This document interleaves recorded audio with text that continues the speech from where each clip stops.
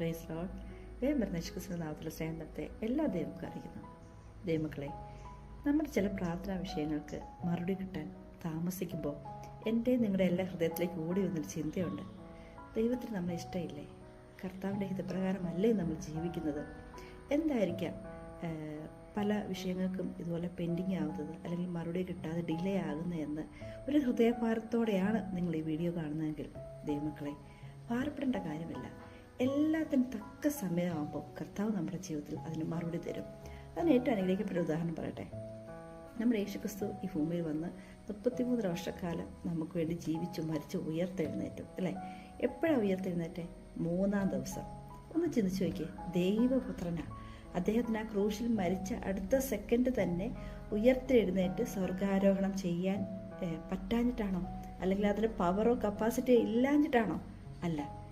ചില കാര്യങ്ങൾ അതിൻ്റെതായ രീതിയിൽ അല്ലെ ശാന്തതയോടെ ചെയ്തു തീർക്കേണ്ട ആവശ്യമുള്ളത് കൊണ്ട് മാത്രം അദ്ദേഹം ശാന്തമായി ആ കല്ലറയ്ക്കൽ 3 ദിവസം സമാധാനപരമായിരുന്നു എങ്കിൽ ദൈവമക്കളെ, നമ്മുടെ ചില പ്രാർത്ഥനാ വിഷയത്തിന്മേലും നമ്മൾ ഈ ദിവസങ്ങളിൽ സമാധാനപരമായി സന്തോഷമായി ദൈവസന്നിധിയിൽ ഏൽപ്പിച്ച് അടങ്ങിയിരിക്കേണ്ടത് ഏറ്റവും ആവശ്യമാണ്. തക്ക സമയമാകുമ്പോൾ ആ കല്ലറ ഓപ്പൺ ചെയ്ത് നമ്മുടെ യേശുക്രിസ്തു സ്വർഗാരോഹണം ചെയ്തതുപോലെ ഒരു വലിയ ഉയർപ്പ് നമ്മുടെ ജീവിതത്തിൽ കർത്താവ് തരും. അനുഗ്രഹിക്കപ്പെട്ട മറുപടി കർത്താവ് നമ്മുടെ ജീവിതത്തിന് തരും.